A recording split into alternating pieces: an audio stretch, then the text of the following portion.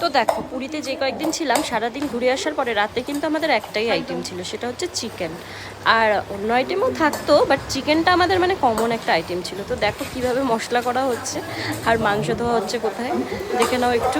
আর এরা তো সারাদিন ঘুরে এসে মাথায় খারাপ হয়ে গেছে, তাই এইভাবে মশলা করতে করতে আমাদের লাস্ট নাইট পুরীতে।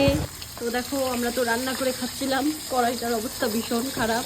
মানে রান্না করে খাচ্ছিলাম বলতে একবার, বাকি 3 বেলা আমরা বাইরেই খেয়েছি, শুধু রাতে পিকনিকের মতো করে করেছি। এখন আমরা বাজার থেকে কিনে নিচ্ছি তাজা পমফ্রেট মাছ ভাজা হচ্ছে, আর এই ব্যাটারে চিংড়ি আছে বুঝলে।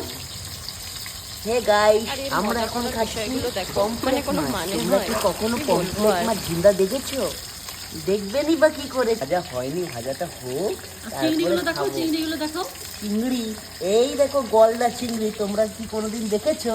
ওই দেখো পাশে সি বিচ, ওই নিচে। আমি উঠবো না, খুব অলস আমি, ঠান্ডার মধ্যে বসেছি। আর এখানে বসে মাছ ভাজা খাওয়ার মজাই আলাদা।